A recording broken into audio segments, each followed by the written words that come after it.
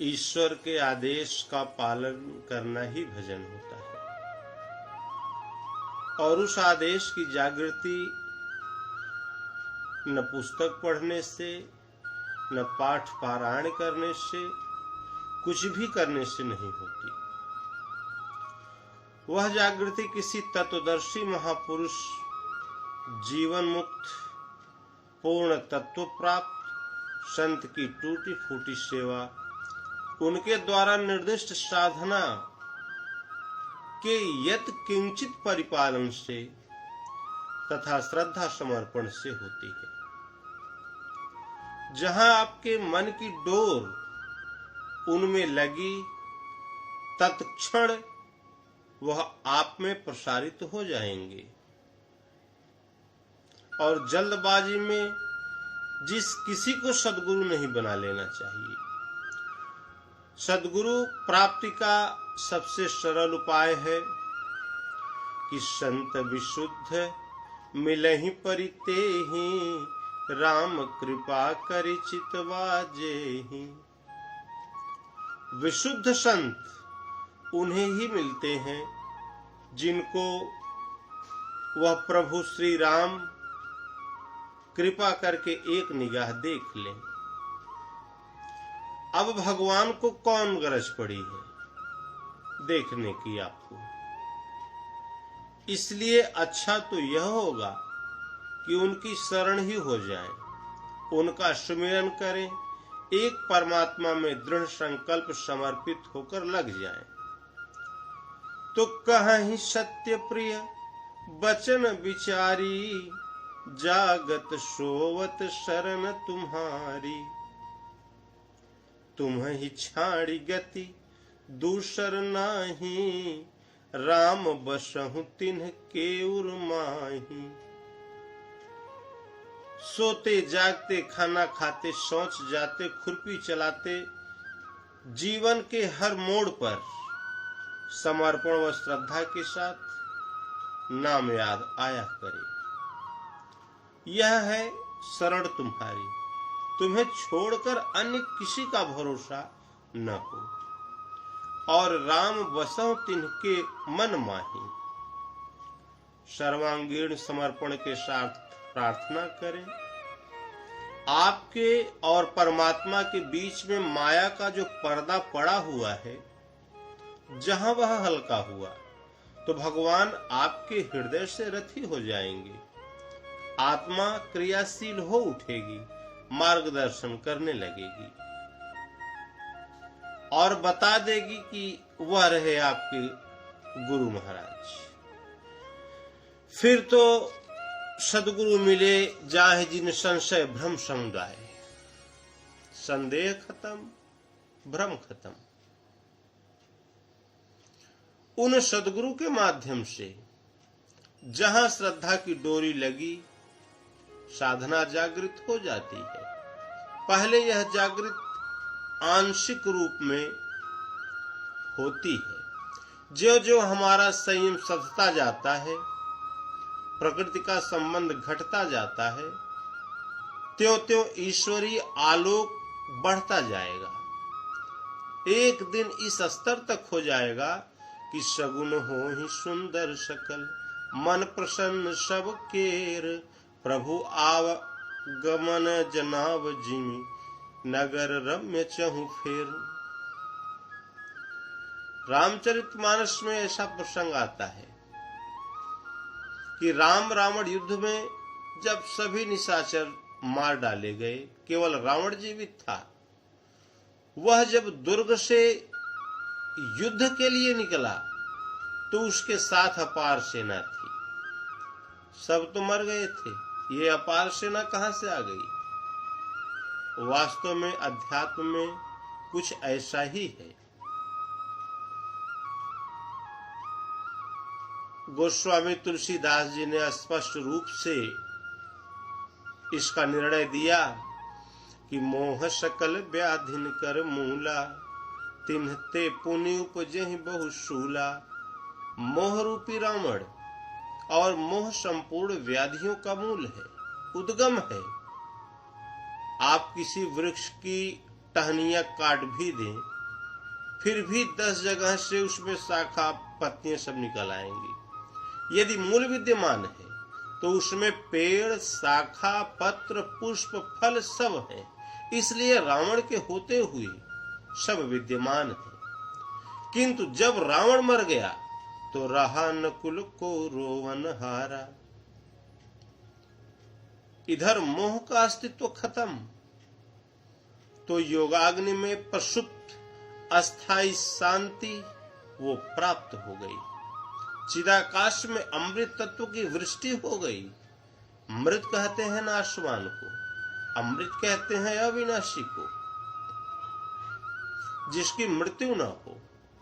काल से अतीत उस अविनाशी तत्व का संचार चिदाकाश में हो गया। उस समय सगुन हो ही सुंदर सकल, संपूर्ण शुभ ही शुभ रह गया, अशुभ का कारण समाप्त हो गया तथा उस समय अनुभव पूर्ण होता है, स्थिति मिलती है।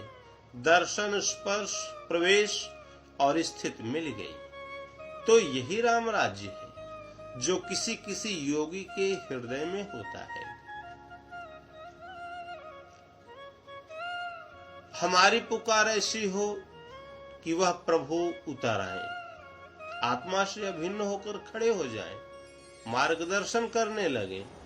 उसी दिन से भजन की शुरुआत होती है। और आज्ञा का जरा सा भी उल्लंघन यदि हो गया तो फिर तो एक जन्म का धक्का लग जाता है। भगवान के आदेश में घटबढ़ न करें, अपनी बुद्धि न लगाएं, अन्यथा वह रुष्ट हो जाएंगे और आपका रास्ता लंबा हो जाएगा। वह भक्त को नष्ट करने के लिए नाराज नहीं होते, बल्कि उसे घेर कर रास्ते पर लाने के लिए नाराज होते हैं। इसलिए आज्ञा पालन ही साधक का भजन है।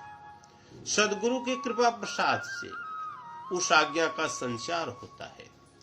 इसलिए सबको गुरु महाराज की शरण में जाना चाहिए। भगवान एक से सवा कभी नहीं हुआ।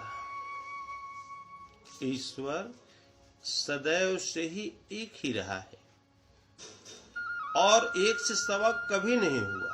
व्यापक एक ब्रह्म अविनाशी, सत चेतन घन आनंद राशि, वो सर्वत्र व्याप्त है।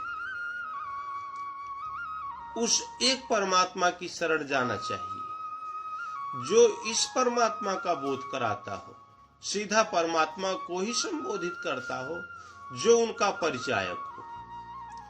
ऐसे किसी दो ढाई अक्षर के नाम ओम अथवा राम का चिंतन करें, उसे जीवन का अंग बना लें।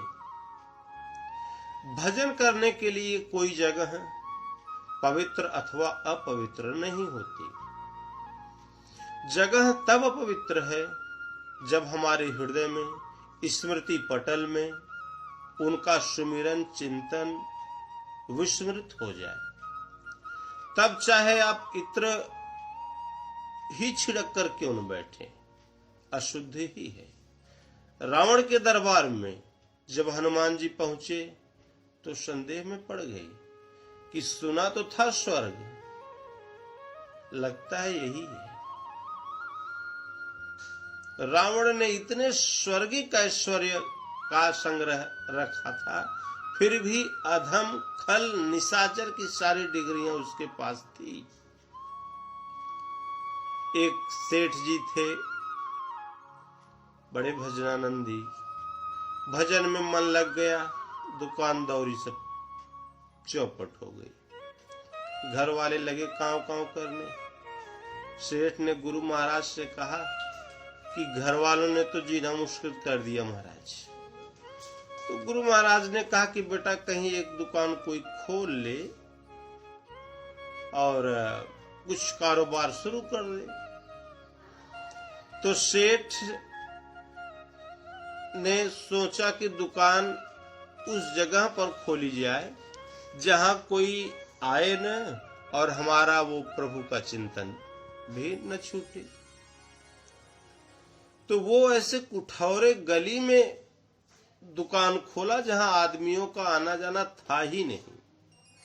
किंतु भगवान का मन ऐसी प्रेरणा हुई कि क्षेत्र भर के ग्राहक उसी सेठ की दुकान पर आने लगे।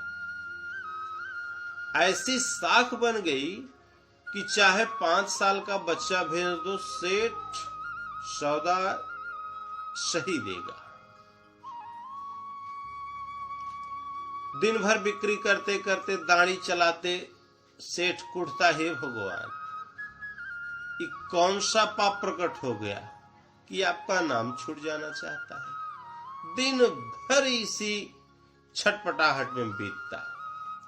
रात्रि में जब वह दुकान बंद करता तो लोटा लेकर शौच के बहाने उधर दूर निकल जाता था एक तरफ,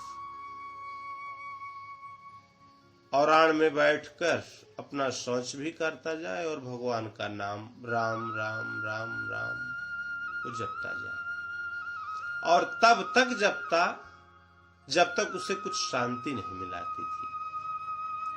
वह जानता था कि साफ सुथरा होकर घर पर भजन करने बैठूंगा तो घर वाले पुनः उपद्रव शुरू कर देंगे कि हमारे सेठ की बुद्धि फिर भ्रष्ट हो गई, हमें भजन ही तो करना है, लोगों को रिझाना तो है नहीं।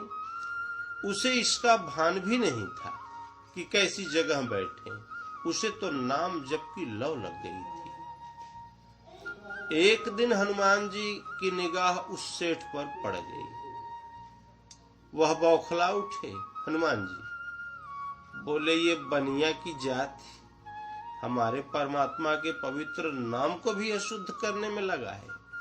यही समय था इसे नाम जपने का, न हो तो थोड़ी इसे सीख दे दूं। हनुमान ने उसकी पीठ में एक लात मारा ताकि वह मुंह के बल गिर पड़े, 2-1 दांत टूट जाए, लेकिन वह टस से मस नहीं हुआ। राम राम राम राम अपना शांति पूर्वक कहता रह गया। अब हनुमान जी को थोड़ा वो रोष आया।